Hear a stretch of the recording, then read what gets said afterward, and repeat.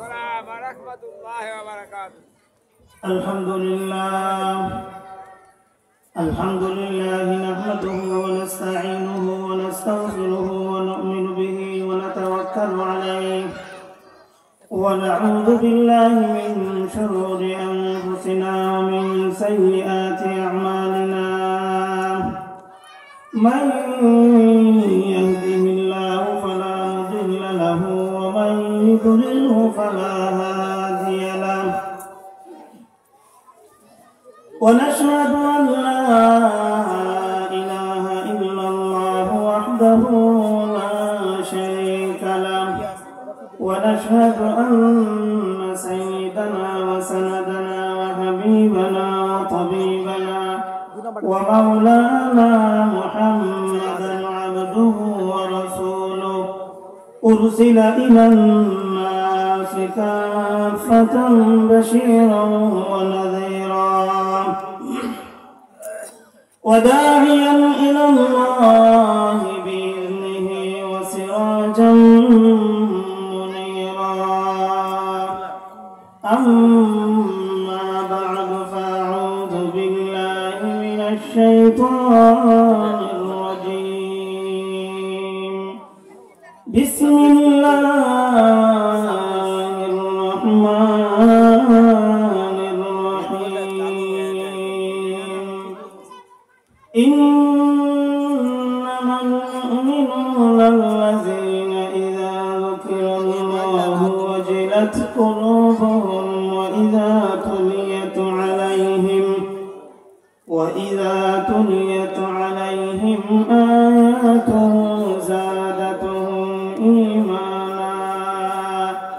إيمانا وعلى ربهم يتوكلون الذين يقيمون الصلاة ومما رزقناهم ينفقون أولئك هم المؤمنون حقا لهم درجات عند ربهم ومغفرة ورزق كريم بارك الله لنا ولكم في القرآن العظيم ونفعنا وإياكم بالآيات والذكر الحكيم وقال رسول الله صلى الله عليه وسلم إذا سرتك حسنتك وساءتك سيئتك فأنت مؤمن أو كما قال عليه الصلاة والسلام صلى الله على سيدنا ومولانا محمد وعلى آله وأصحابه وبارك وسلم मुझे कुछ मिले या ना मिले मोहम्मद मिले मुझे कुछ मिले या ना मिले मोहम्मद मिले यानी वो शायद जिसे अल्लाह मिले ला इलाहा इल्लल्लाह ला इलाहा इल्लल्लाह ला इलाहा इल्लल्लाह ला इलाहा इल्लल्लाह ला इलाहा इल्लल्लाह मुहम्मदुर रसूलुल्लाह सल्लल्लाहु अलैहि वसल्लम अल्हम्दुलिल्लाह अल्लाह पाक मोहन रब्बुल आलमीन असंख्য অগণিত শুকর যে আল্লাহ পাক রব্বুল আলামিন আমাদেরকে মিফতাহুল জান্নাত মহিলা মাদ্রাসার উদ্যোগে আয়োজিত এই মাহফিলে আসার এবং বসার তৌফিক দান করেছেন সেই জন্য আমাদের অন্তরে নিতর গভীর থেকে প্রাণপণে বলে আলহামদুলিল্লাহ আলহামদুলিল্লাহ আজ আমাদের মতন কত মানুষ বিভিন্ন টেনশনে বিভিন্ন পেরেশানির মধ্যে বিভিন্ন রোগে আক্রান্ত হয়ে অনেকে হাসপাতালে সিটের মধ্যে পড়ে হাহাকার করতেছে বিভিন্ন কেস মামলা আসামি হয়ে অনেকে জেলের মধ্যে হাহাকার করতেছে আল্লাহ পাক রব্বুল আলামিন আমাদেরকে এই সমস্ত ঝামেলা থেকে মুক্ত রেখেছেন নিরাপদ রেখেছেন সেই জন্য আমাদের অন্তর নিতর গভীর থেকে প্রাণ খুলে আমরা বলি আলহামদুলিল্লাহ প্রিয় উপস্থিতি, আমরা যদি এই মুহূর্তে পৃথিবীর বিভিন্ন দেশ, বিভিন্ন এলাকা, শহর, বন্দর, অলিগলি, বাসাবাড়ি, ঘরবাড়ির দিকে তাকাই, অবশ্যই একটি দলকে দেখতে পাবো যারা এখনো তাসের আড্ডা, মদের আড্ডা, গাঞ্জা, টিভি, বিসিডিআর বিভিন্ন গুনার কাজের মধ্যে লিপ্ত রয়েছে। আল্লাহ তাআলা আমাদেরকে এই সমস্ত গুনার কাজ থেকে পার করে দ্বীনি মাহফিলে আসার বসার তৌফিক দান করেছেন। সেই জন্য দিন থেকে আবারও বলি আলহামদুলিল্লাহ। আপনারা দীর্ঘক্ষণ আসর থেকে শুরু করে এ পর্যন্ত আপনারা কোরআন হাদিসের আলোচনা শুনতেছিলেন। হাদিসের মধ্যে রাসূল করিম সাল্লাল্লাহু আলাইহি ওয়াসাল্লাম এই আলোচনা শোনার অনেক ফজিলত বর্ণনা করেছেন। আমরা যেহেতু আলোচনা শোনার জন্য আসলে এই আলোচনা শুনলে আমাদের কি লাভ হবে আগে আমরা শুনি। মানুষ যদি কোনো ব্যবসা করে, ব্যবসার উদ্দেশ্য যদি আগে জানে এই ব্যবসা করলে আমার লাভ বেশি হবে, তখন ওই ব্যবসার দিকে মানুষ বেশি ধাবিত হয়। আমরা দীর্ঘক্ষণ এখানে আলোচনা শোনার জন্য আসলাম, আমাদের কি লাভ হবে, কি উপকার হবে, এইটুকু আমরা আগে শুনি। আল্লাহ রাসূল হাদিসের মধ্যে বলেন, মা মিন কওমিন ইয়াজতামিউনা ফি বাইতিন মিন বুয়ুতিল্লাহি ইয়াতলুনাল কুরআনা ফীহি ويتداركونه بينهم إلا حفتهم الملائكة وغشيتهم الرحمة ونزلت عليهم السكينة وذكرهم الله في من عنده أو كما قال عليه الصلاة والسلام। আল্লাহর রাসূল বলেন, কোন ব্যক্তি যদি আল্লাহর জমিনের কোথাও দলবদ্ধভাবে বসে, যেই জায়গার মধ্যে বসে কোরআন তিলাওয়াত করিয়ে বুঝিয়ে দেওয়া হয়, যেই জায়গার মধ্যে বসে শরীয়তের বিধিবিধান নিয়ে আলোচনা করা হয়, যেই জায়গার মধ্যে বসে আল্লাহর জিকির করা হয়, আল্লাহর রাসূল বলেন ওই দলের মধ্যে, ওই জিকিরের মধ্যে, ওই মাহফিলের মধ্যে যারা আসলো বসলো, তাদের অন্তরের মধ্যে সান্ত্বনা, সাকিনা, রহমত নাজিল হয়। আল্লাহর পক্ষ থেকে রহমত নাজিল হইতে দেখে আল্লাহ রহমতে ডাকিয়া ফেলে। আল্লাহ রাব্বুল আলামিন বলেন, ও আমার ফেরেশতারা তোমরা সাক্ষী থাকো, যারা এই কোরআনের মাহফিলের মধ্যে আসলো আমি রব্বুল আলামিন তাদের জীবনের সমস্ত গুনাহগুলোকে মাফ করে দিলাম। ফেরেশতারা পরওয়ারদিগার রব্বুল আলামিনের কাছে আবদার জানান, রব্বুল আলামিন আপনার এই বান্দাকে এখানে আলোচনা শোনার জন্য আসেনি, এসেছিল অন্য কাজে অথবা আরেকজনের দেখা থেকে ওই জায়গার মধ্যে আসলো, তার কি হবে?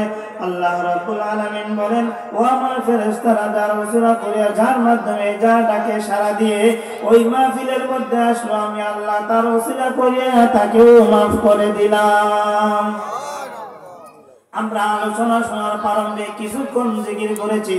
হাদিসের মধ্যে রাসূল করিম সাল্লাল্লাহু আলাইহি ওয়াসাল্লাম বলেন, মান ক্বালা লা ইলাহা ইল্লাল্লাহ দাখালাল জান্নাহ, কোন ব্যক্তি যদি লা ইলাহা ইল্লাল্লাহ বলে ওই ব্যক্তিকে আল্লাহ তাআলা জান্নাত দান করবেন।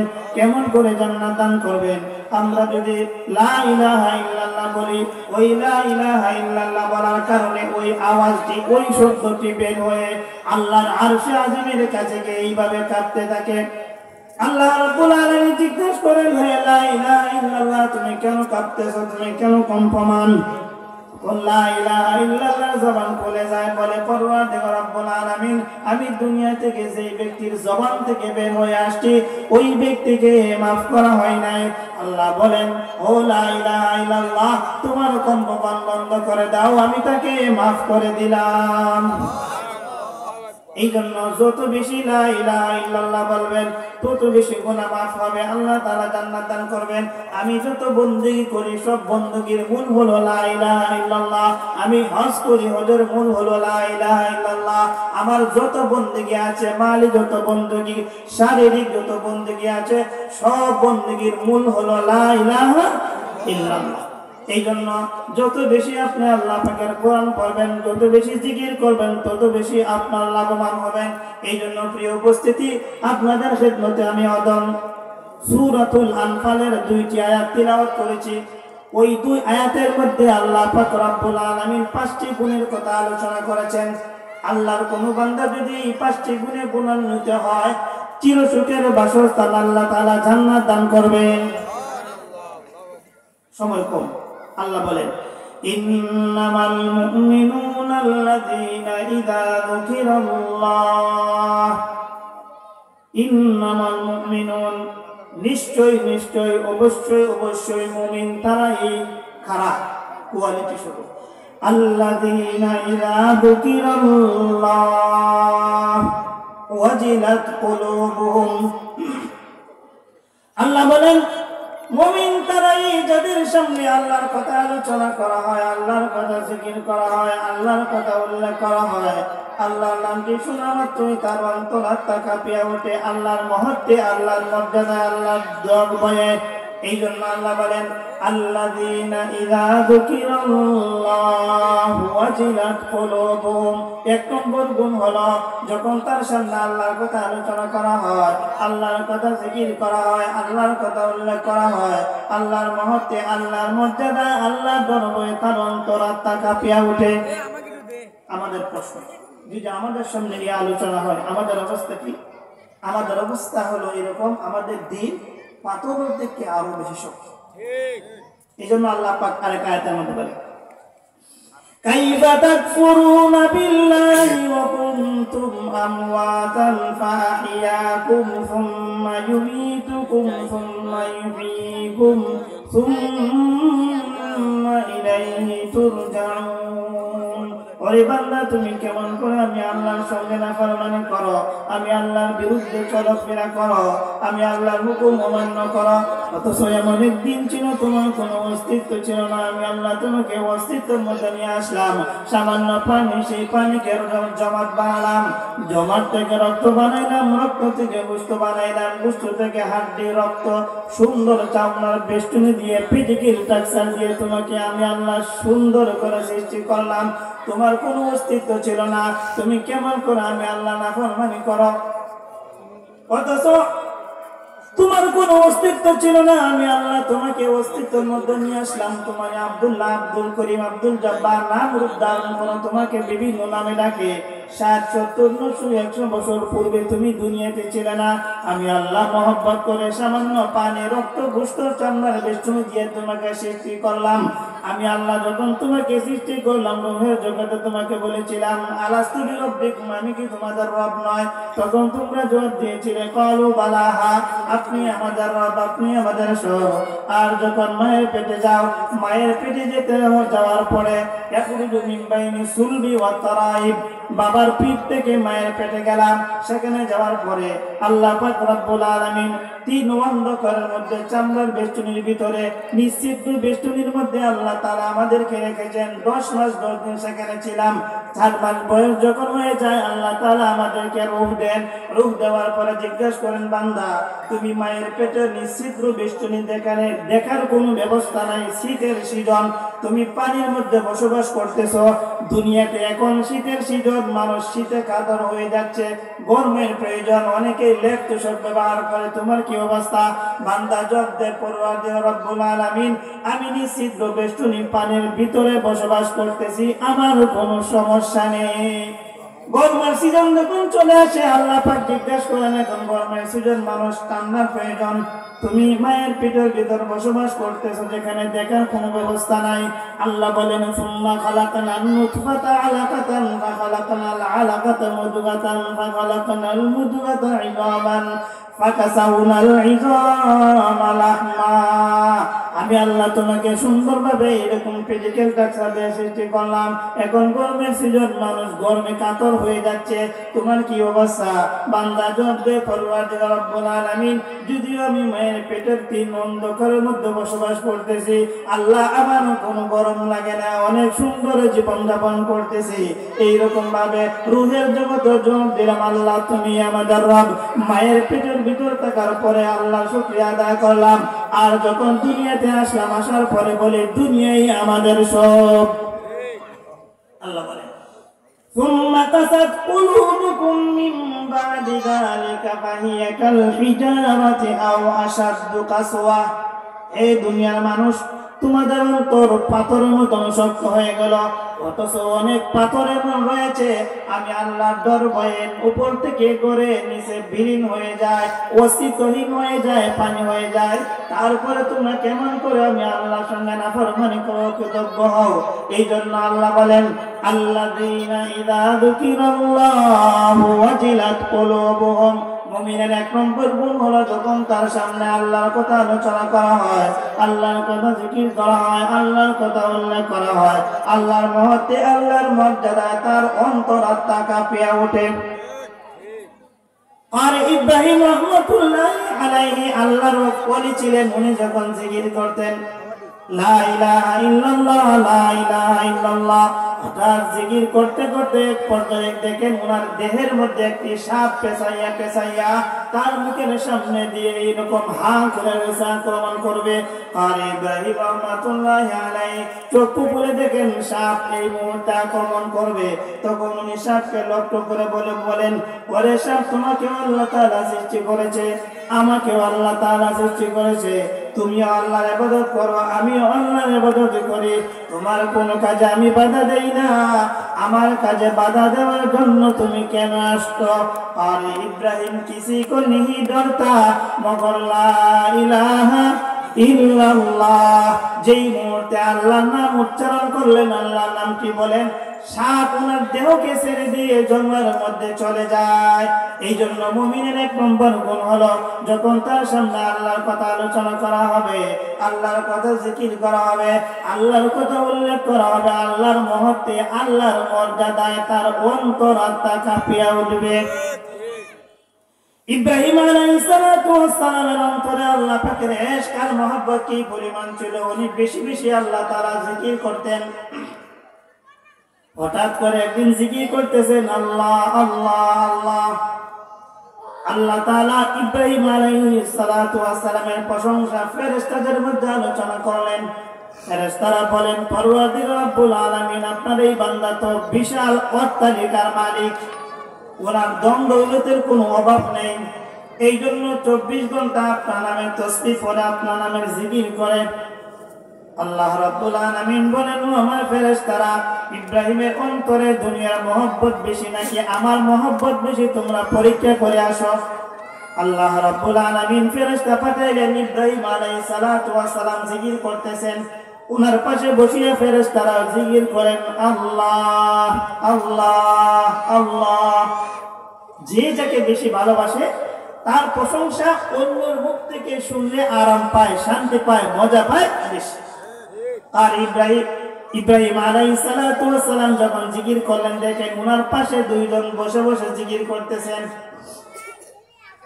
যেই মুহূর্তে ফেরেশতারা বুঝতে পারলেন ইব্রাহিম আলাইহিস সালাতু ওয়াস সালাম জিকির বন্ধ করে দিয়ে ওনাদের জিকিরের মধ্যে ধ্যানকে চলে আসছে, তখন উনারা জিকির বন্ধ করে দিলেন। তখন ইব্রাহিম আলাইহিস সালাতু ওয়াস সালাম বলেন, হে পথিক, তুমি আল্লাহর নামের জিকির বন্ধ করলে কেন?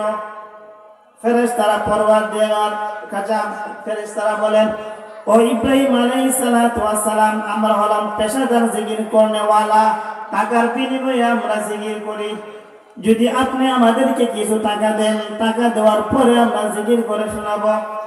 ইব্রাহিম আলাইহিস সালাতু ওয়াস সালাম বলেন, আল্লাহর নামের সঙ্গে কোনো টাকা পয়সার তুলনা হয় না, তোমরা আল্লাহর নামের জিকির করে আমাকে শোনাও, তোমাদেরকে আমি টাকা দেব। ইব্রাহিম আলাইহিস সালাতু ওয়াস সালাম টাকা দিলেন। টাকা দেওয়ার পরে ওরা জিকির করতেছেন আল্লাহ আল্লাহ আল্লাহ আল্লাহ। যখন দেখতে পারলেন ইব্রাহিম আলাইহিস সালাতু ওয়াস সালামের ধ্যান কেন চলে গেছে, আল্লাহর ধ্যান কেন ওনার অন্তরে চলে আসছে, তখন উনি আবার জিকির করে জিকির বন্ধ করে দিলেন। বলতেছেন, হে পথিক, তোমরা কেন জিকির বন্ধ করলে? বলতেছেন, যে টাকা পয়সা দিয়েছিলেন এই টাকা পয়সার বিনিময়ে জিকির করে শোনালাম, এবার আবার নতুন করে যদি টাকা দেন তাহলে আবার জিকির করে আপনাকে শোনাবো। ইব্রাহিম আলাইহিস সালাতু ওয়াস সালামের সমস্ত মালগুলো দিয়ে দিলেন, আবার জিকির শুরু করে দিলেন। এখন দিবেন কি? তখন ইব্রাহিম আলাইহিস সালাতু ওয়াস সালাম বলেন, আমি বাকি জিন্দেগি আপনাদের গোলাম হয়ে যাব, তারপর আল্লাহ নামের জিকির করে শোনান। ইব্রাহিম আলাইহিস সালাতু ওয়াস সালাম যখন এই কথাগুলো বললেন, তখন ফেরেশতারা বলেন, সচ্চা मोहब्बत है तेरा आई इब्राहिम खलील, जो कुछ का लुटा दिया वो नामे करीम। ও ইব্রাহিম আলাইহিস সালাতু ওয়াস সালাম, আমরা দুনিয়ার কোনো মানুষ নয়, আমরা হলাম আল্লাহ তাআলার পক্ষ থেকে প্রেরিত ফেরেশতা। আমরা আল্লাহর কাছে বলেছিলাম, আপনার মহব্বত, দুনিয়ার মহব্বত আপনার অন্তরে বেশি নাকি আল্লাহর মহব্বত বেশি? আপনি পরীক্ষা উত্তীর্ণ হলেন, দুনিয়ার মহব্বতের থেকে আল্লাহর মহব্বত আপনার অন্তরে বেশি।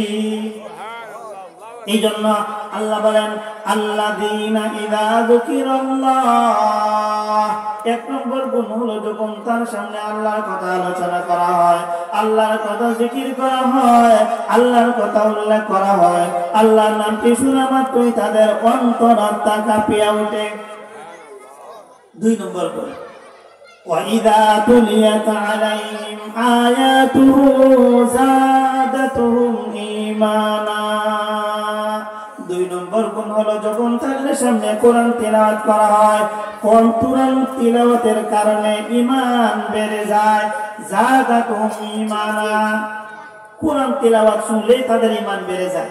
এই কথার সারমর্ম হলো, যখন ইদা সাররাতুকা হাসানাতুকা ওয়া সাআতুকা সাইয়্যাতুকা ফাআনতা মুমিন, আল্লাহ রাসূল এই আয়াতের ব্যাখ্যা হাদিসে করেছেন, যখন ভালো কাজ করতে ভালো লাগবে তখন তুমি বুঝবে তুমি ঈমানদার। মন্দ কাজ করতে তোমার কাছে ভালো লাগে তাহলে বুঝতে হবে তুমি পরিপূর্ণ ঈমানদার নয়। আর পরিপূর্ণ ঈমানদার না হইয়া জাহান্নামে না গিয়া জান্নাতে যাওয়ার কোনো ব্যবস্থা নাই। এই জন্য বলেন, ওয়াইযা তুলিয়াত আলাইহিম আয়াতু যাদাতুহুম ঈমানা।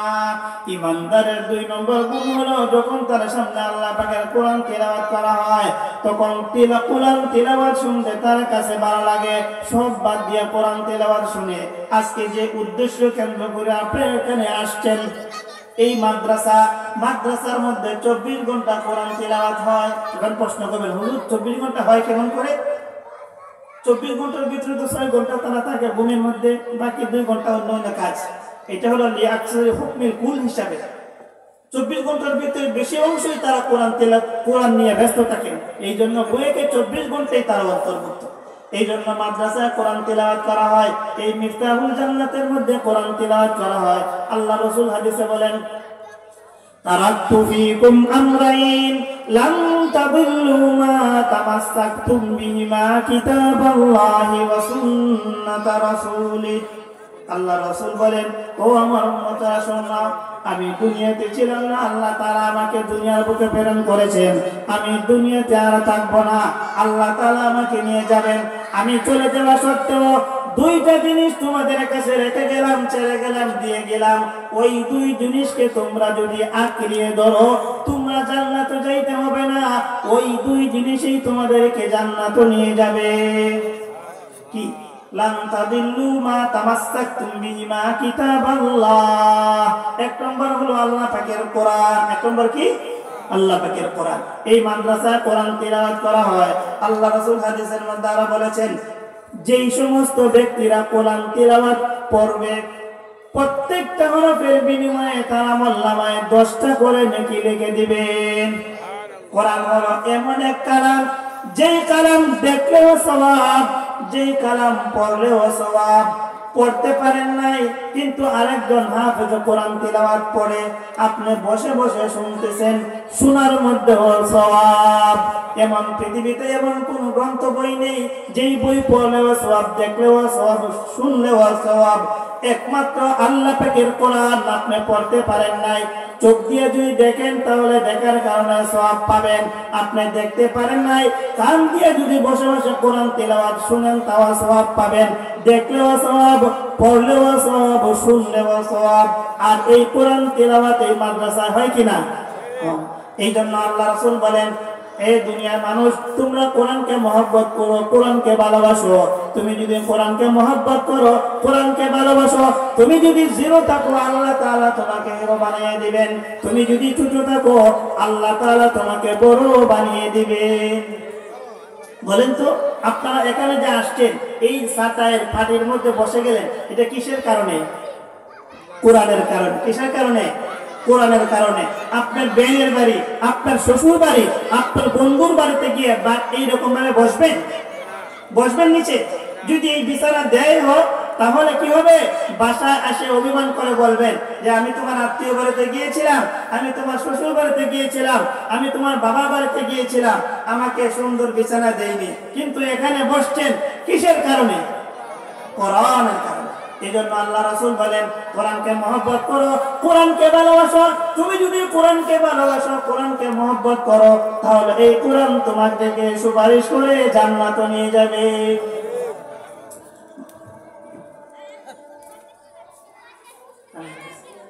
প্রিয় উপস্থিতি, সময় এ পর্যন্তই ছিল।